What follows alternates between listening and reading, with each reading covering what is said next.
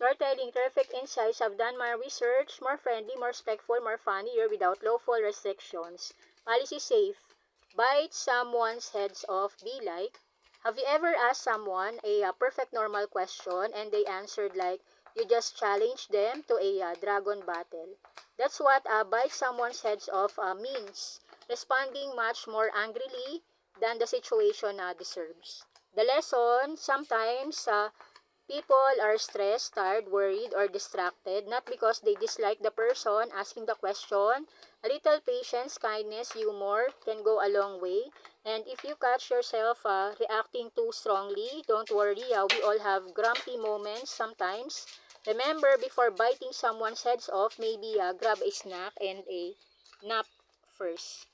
1. What time is it? Be like, why does everyone keep asking me that? Reason, they already having a stressful day. 2. Can I borrow a pen? Be like, do I look like a stationery store? Reason, small question, giant reaction. 3. How are you? Be like, why does everybody ask that? Reason, they woke up on the wrong side of the bed. 4. Nice weather today. Be like, I know I can see the sky. Reason, their patience meter is running low. 5. Did you enjoy lunch? Be like, of course I ate lunch. Reason, hunger and stress is sometimes make people grumpy. 6. Where are my keys? Be like, how should I know? Reason, they feel blame even when nobody blamed them.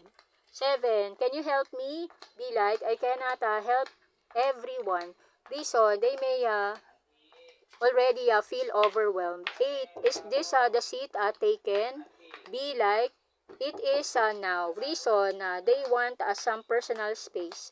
9. What movie should we watch?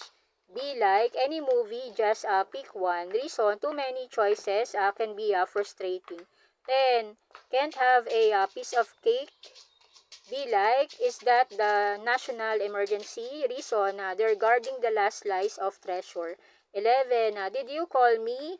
Be like, if I called you, you'd know. Reason, they're irritated for so clear reason. 12. Can you repeat that? Be like, I just said it. Reason, they don't realize others may not have heard. 13. What's your favorite color? Be like, why is everyone so curious today? Reason, even a simple question feel annoying when someone is stressed. 14. Do you need anything? Be like, I need 5 hours of nap. Reason, they're probably tired of exhausted. 15. Good morning. Be like, it is though. Reason, they haven't fully awakened yet.